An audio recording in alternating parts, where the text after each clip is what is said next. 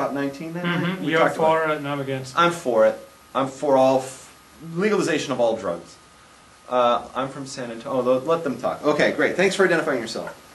William609, also do me a favor. Tell us how you found us. I'm interested in that.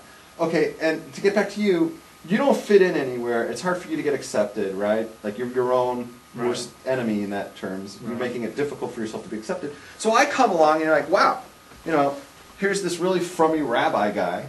Right. And he's like fine with the fact that I used to be involved in porn. Right.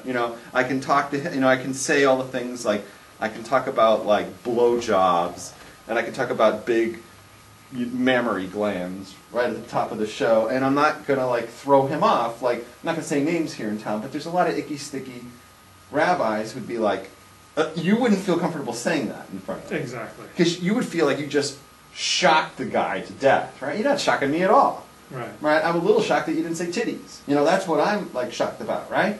So it's like, so this person said that for you, I'm what you need, because you need a guy who will just like, doesn't have like, I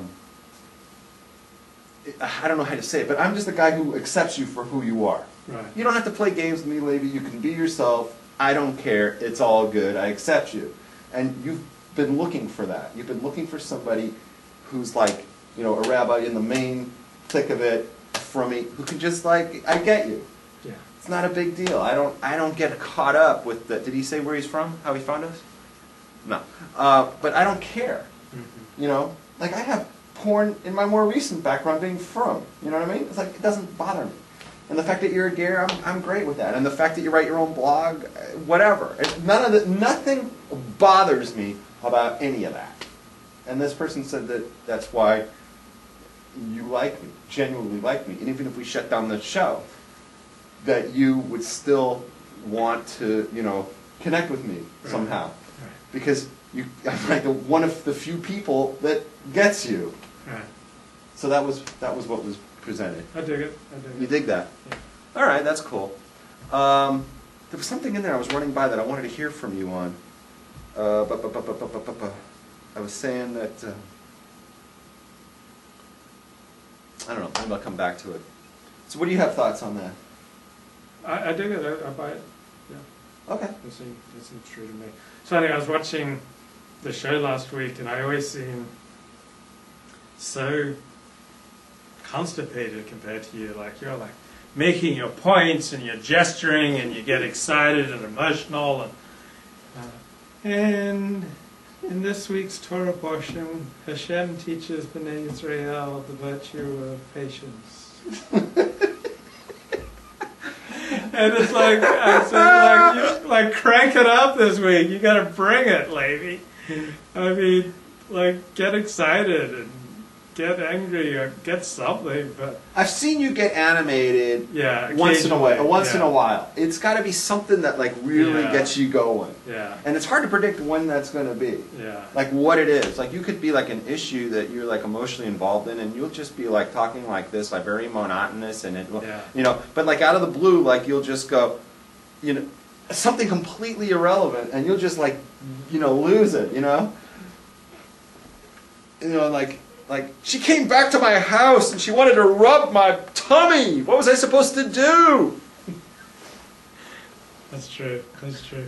So I can't predict where that's going to happen with you. Yeah, I remember I used to do a lot of TV interviews when I wrote on the porn industry. And I had a friend who was a TV producer who was doing some special for E! Entertainment. And she needed a porn commentator. But she didn't want me because she thought I was too stiff. So she went with a friend of mine who was much more loosey-goosey and much more emotional. So I've never been able to forget that. So you've been interviewing people lately, haven't you? I interviewed Ruvain Blau, who's a Frumi, and a reporter for the scandalous tabloid, the New York Post. And apparently they had the microphone pointing up to... Oh, that's nice.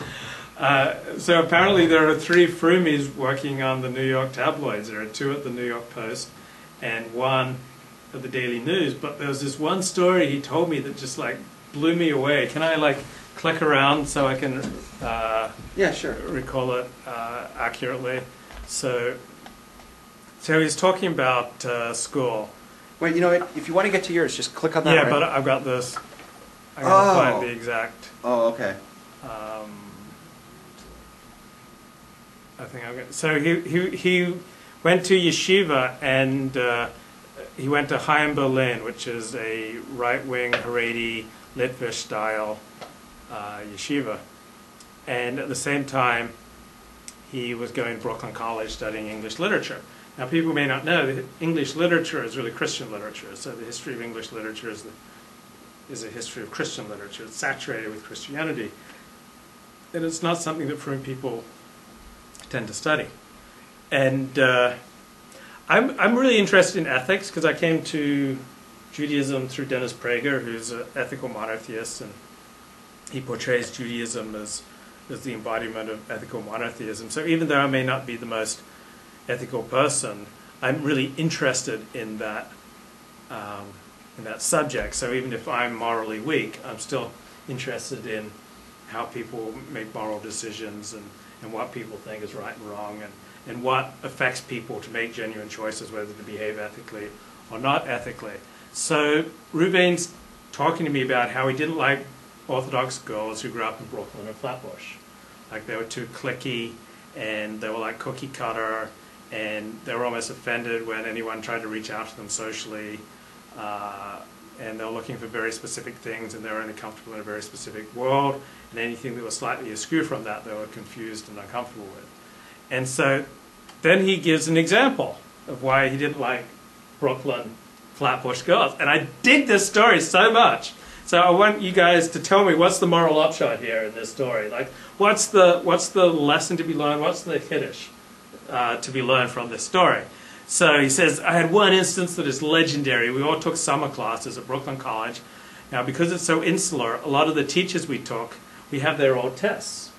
And Masorah is what it's called. So Masorah is the sacred Hebrew word for tradition. But here it's being used by frum Jews to refer to the old tests so that they could get an advantage when they're studying for tests. So It's called cheating. it's called cheating. There are a bunch of Jews in the class. They're a little bit friendly. It was super competitive class. So one of the Jewish girls, one of the frum Orthodox Jewish girls, had a lot of the old tests. We had some, but we didn't have all of them. So we approached her casually, hey, can you help us out? And she totally jerked us around. And we went all out. We wanted to make sure we would cover our asses, and she blew us off. It turned out there was another guy in the class who wasn't Jewish at all, who heard us talking, and he totally bailed us out. He gave us the stuff that we didn't have. So I was really upset. I was really pissed off. I think it taught me a lesson. Frankly, I gave it to this Orthodox girl afterwards. I've always been of the mind that you help each other out if you're Jewish and religious. I was shocked. I was taken aback that somebody who's not Jewish would go above and beyond to help someone.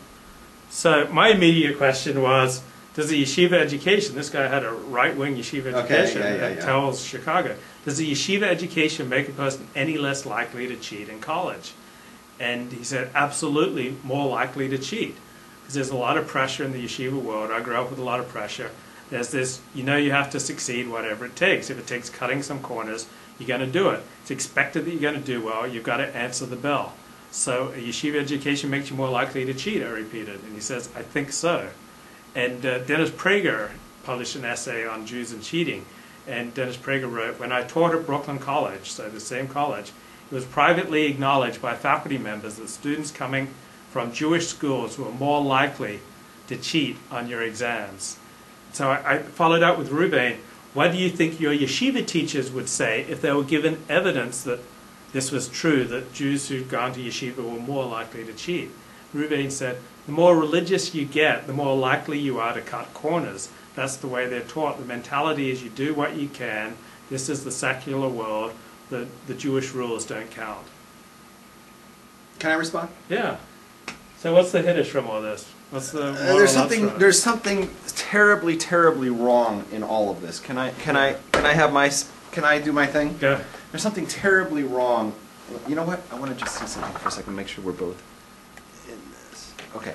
There's something. I'm not even in the damn thing. Video. Okay. There's something terribly wrong with everything you just said. here's how I'm going to